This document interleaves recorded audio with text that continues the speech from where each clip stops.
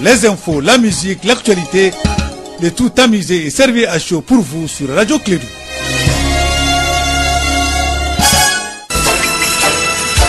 Radio Clédou, le journal avec Sotelma Malitel. Mesdames et messieurs, fidèles auditeurs et conditions de Clédou de sa matinale, très heureux de vous retrouver. Mesdames et messieurs, qu'Allah le Tout-Puissant vous sauve et sauve le Mali, notre pays, vous donne l'esprit du bon voisin, du bon père, du bon fils et du bon patriote. Bienvenue à vous tous. Nous sommes aujourd'hui mercredi 23 mai de l'an 2018. Il est 7h31 universel. Vous allez suivre le journal. Ça s'appelle l'information sur Clédou. Le présentateur se nomme Bakary Sissé. Bakary, bonjour, bienvenue et agréable journée à toi. Oui, bonjour à toi Abdoulaye, bonjour à toutes et à tous. Bienvenue à cette édition, la première de Clédou Info. Dans le titre de ce journal, nous parlerons du National Democratic Institute, NDI, qui a lancé hier son programme de renforcement du processus électoral et les efforts de réforme du gouvernement au Mali. C'était hier en présence de plusieurs leaders politiques et des associations de la société civile. On en parlera au début de ce journal avec Moussa Papa Aïdara. Et projet de société Pacte 2, le candidat Moussa Mara met l'accent sur la reconstruction des Maliens de type nouveau. Le projet a été lancé en début de semaine à Kati. On en parlera également. Et puis le président de la République et ses gouvernements successifs ont fait de grandes réalisations dans l'exécution du programme présidentiel. Du moins, c'est l'avis du comité des jeunes du parti Union malienne du Rassemblement démocratique UMRDA lors d'une journée d'information sur les acquis du président de la République Ibrahim Boubacar Keïta. C'est le titre de ce journal. Le développement dans un instant avec Bakary Sissé.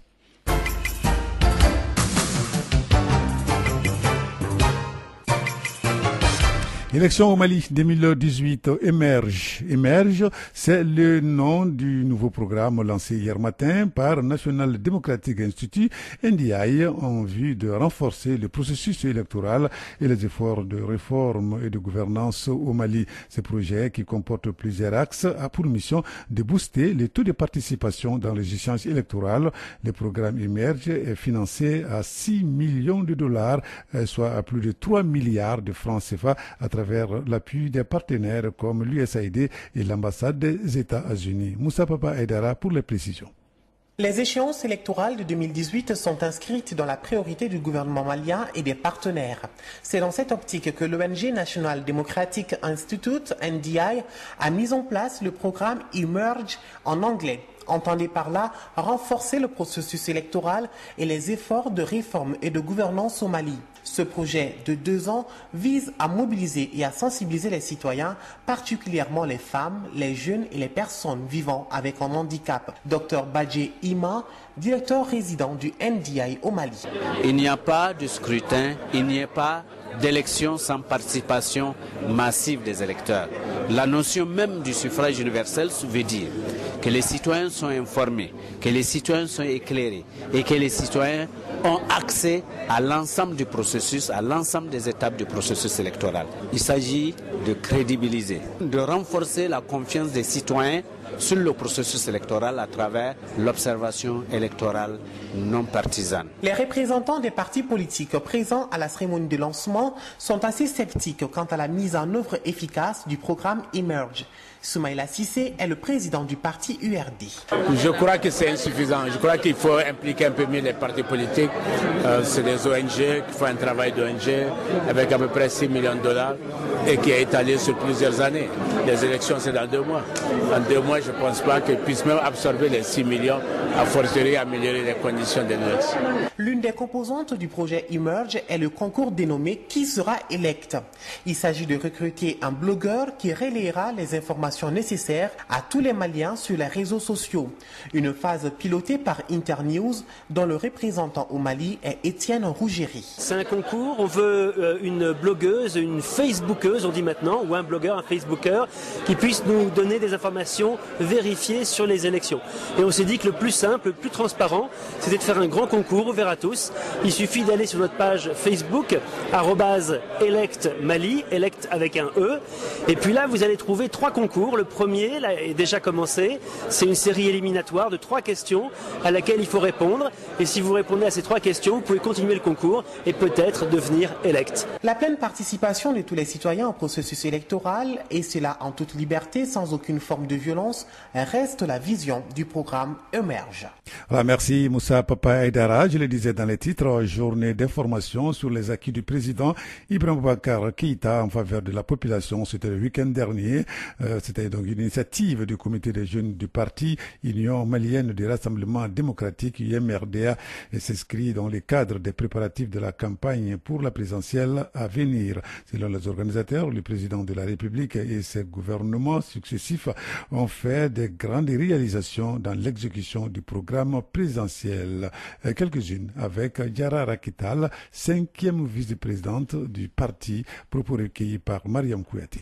L'un des engagements majeurs du président de la République était d'abord d'assurer l'intégrité du territoire, de restaurer l'autorité de l'État, de restaurer la paix, de rétablir la sécurité en République du Mali. Cette commission Vérité, Justice et Réconciliation poursuit son chemin après avoir enregistré sur l'ensemble du territoire national des avancements notables.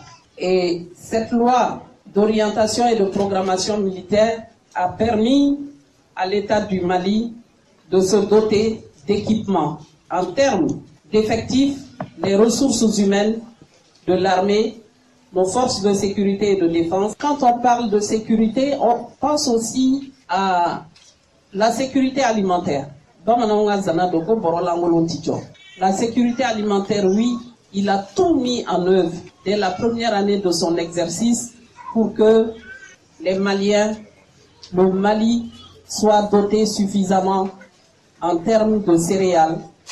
Le président de la République a consenti 20% d'augmentation de la valeur indiciaire pour les fonctionnaires au Mali.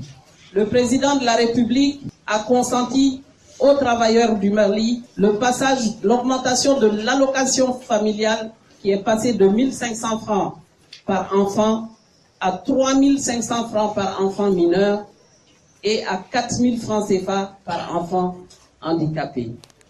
Alors, donc là, c'était Diarra Rakital de l'UMRDA, propos recueillis par Mariam Kouyaté. Nous allons rester en politique après le pacte 1 lancé à Djenné. Moussa Mara présente son projet de société pacte 2, c'était à Kati. Dans ce document, l'ancien Premier ministre parle de la santé, de l'éducation, de la formation, de l'emploi des jeunes, des femmes ou encore du sport. L'accent est surtout mis sur la reconstruction des Maliens de type nouveau. Nous allons suivre donc les commentaires, ces reportages avec un commentaire de Sékou Kone. Pacte, programme d'action concrète pour la transformation économique et sociale. Pendant près de 2 heures d'horloge, Moussa Mara a parcouru de long à large le contenu du document Pacte 2 en expliquant les différents chapitres énumérés. En ce qui concerne la santé, tête de liste du Pacte 2, il compte améliorer le système avec 3 directions. Primo, changer la gouvernance en associant les citoyens dans la gestion de la pyramide sanitaire. Secondo, améliorer l'accès aux centres de santé avec notamment la mise en place du système médecin de campagne. Et enfin, instaurer un financement supportable du budget maladie des familles. Dans le domaine de l'éducation, Moussa Mara admet que 5 ans ne suffiraient pas pour changer le système. Par contre, il va apporter une cohérence dans la chaîne éducative en restituant un seul département ministériel pour la gestion de l'enseignement avec une gouvernance nouvelle. Le pacte 2 priorise également la spécialisation dès le collège avec plus de poids sur l'enseignement technique. Question d'emploi, un phénomène majeur au Mali, avec un taux de chômage estimé à 21,5% selon une étude de la Banque mondiale menée en 2016. Les candidats Mara prônent sur le système d'appui au secteur privé et aux collectivités locales pour la création des emplois. Ils comptent financer les formations par apprentissage et des projets des jeunes. Transition toute trouvée pour aborder sa perspective pour les jeunes. Ils seront responsabilisés, formés dans la citoyenneté en changeant la gouvernance dans les organisations des jeunes et des femmes. La loi sur les genres sera appliquée. Les femmes et les jeunes seront associés dans tout ce qui les concerne. Pour clore le chapitre des Pacte 2, programme d'action concrète pour la transformation économique et sociale, acte 2, Moussa Mara aborde la détente. Il s'agit du sport. L'ancien maire de la commune 4 du district de Bamako compte promouvoir la pratique sportive pour la santé et le dynamisme du Mali, améliorer la gouvernance dans les fédérations sportives sans pour autant s'ingérer. Cap sur Kenyeba pour la présentation du programme de société PAC 3 de Moussa Mara. Alors merci, c'est un commentaire de Sekou Kone. Les candidats du parti ADP Maliba, Aliou Boubacar Diallo était la semaine dernière en Allemagne. Donc c'était la semaine dernière face aux opérateurs économiques allemands et français. Les candidats de l'ADP Maliba pensent que les ressources naturelles du pays doivent être transformées sur place pour permettre à l'ensemble de la chaîne de profiter des bienfaits de la production. C'était donc à l'occasion d'une rencontre à Berlin entre donc les candidats et les opérateurs économiques allemands et français. Donc les propos donc des candidats sont recueillis par notre envoyé spécial en Allemagne, André Traoré. Je suis convaincu que le Mali n'est pas un pays pauvre et que ce n'est pas de la mendicité dont le Mali a besoin. Je résume un peu la situation du Mali. Nous avons un pays de 1 240 000 km². Nous avons un bassin sédimentaire immense qui est au nord du Mali, qui s'appelle le bassin de Taoudéni, qui est réparti entre l'Algérie, le Niger, la Mauritanie.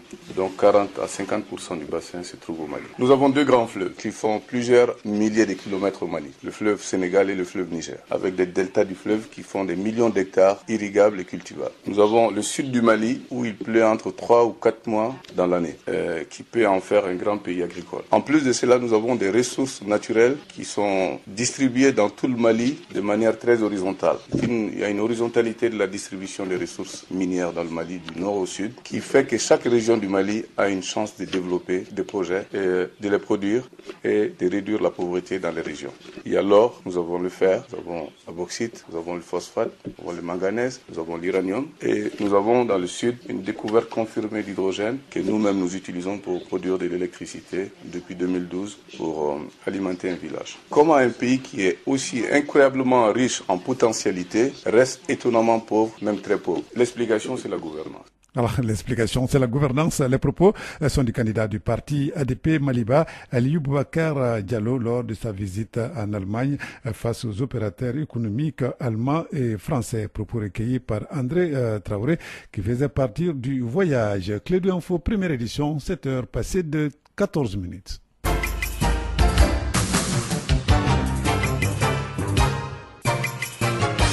Sur le plan international, dans la péninsule coréenne, les préparatifs sont en cours pour le démantèlement du principal site d'essai nucléaire nord-coréen. Le régime de Kim Jong a invité en tout cas 10 médias étrangers à assister en direct à l'effondrement de ces tunnels qui vont servir à 6 explosions nucléaires souterraines depuis 2006. Et puis le sommet historique prévu le 12 juin prochain à Singapour entre les présidents américains et les dirigeants nord-coréens est toujours incertain. Donald Trump, qui recevait hier mardi le président sud-coréen à la Maison-Blanche, a déclaré qu'un report de la rencontre était possible. Nous restons donc aux États-Unis pour dire que les taux montent entre Caracas et Washington, qui entretiennent déjà des difficiles relations diplomatiques et qui n'ont plus d'ambassadeur depuis 2010. Peu après avoir reçu hier mardi l'accréditation de la part des autorités électorales afin d'exercer un deuxième mandat pour la période 2019-2025.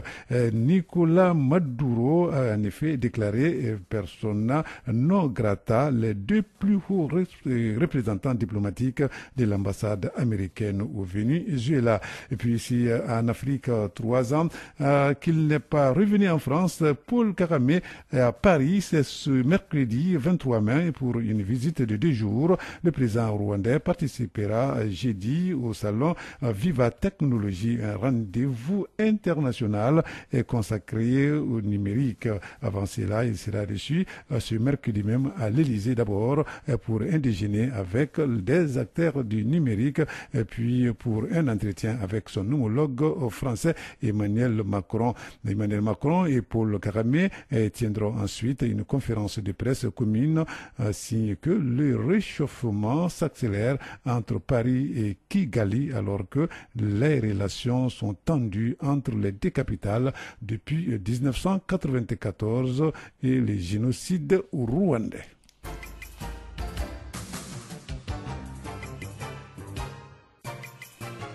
Retour à Bamako, après le dépôt de son préavis de grève le 16 mai dernier, le syndicat libre des travailleurs du ministère des Affaires étrangères, SILTAE, est en grève de 96 heures à compter d'hier mardi 22 mai. Cette décision intervient après que le syndicat a fait le constat qu'il n'y a aucune avancée dans les points d'accord inscrits au titre de cette année, notamment dans la mise en œuvre du protocole d'accord conclu le 17 juillet 2017 entre les syndicats et le gouvernement. À cette grève de 4 jours soutenue par l'ensemble des travailleurs du ministère des Affaires étrangères, il risque de paralyser la diplomatie malienne.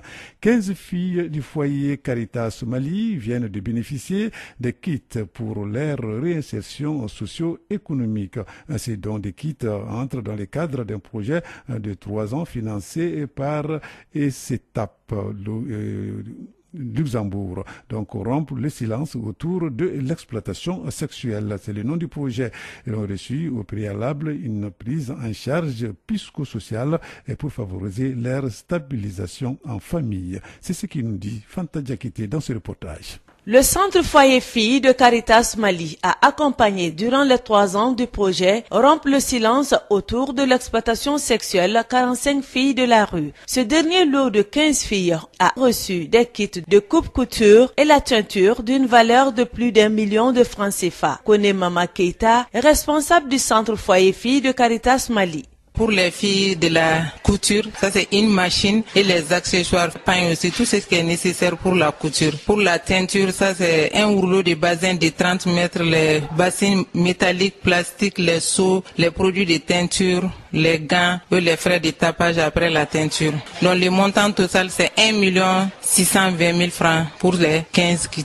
En effet, toutes ces filles avaient déjà été victimes de prostitution. C'est pourquoi elles bénéficient d'une prise en charge psychosociale. Dr Ibrahim Aïdara, consultant psychologue pour le projet d'ECPAD Luxembourg.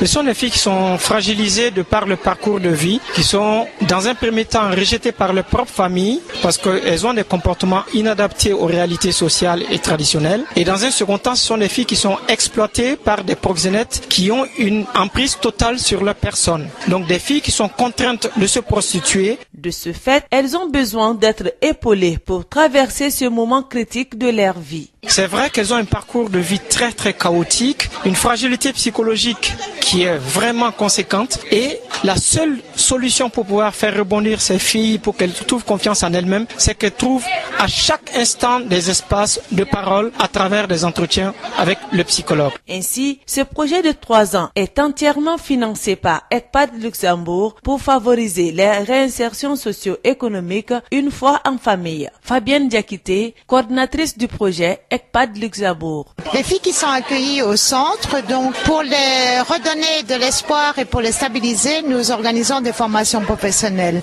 Après, quand elles ont suivi leur formation professionnelle, nous voulons qu'elles rentrent avec quelque chose pour les stabiliser là-bas. C'est-à-dire qu'on leur donne des kits de retour. L'idée, c'est que quand la fille va retourner chez elle après plusieurs médiations familiales, c'est que la fille puisse générer une petite activité, que les acquis de la formation soient mis aussi en pratique. Alors donc là, c'était un reportage signé Fanta Diakité. C'est ce qui m'a fait en cette édition, la première de Clé d'Info. Merci de l'avoir suivi. Il est exactement 7 heures. Est passé de 18 minutes dans notre studio. Présentation, Abdoulaye Andane, la mise en onde, Bakary Sissé au micro. Restez avec nous. L'information continue sur notre antenne. Radio Clédou, le journal avec Sotelma Malitel.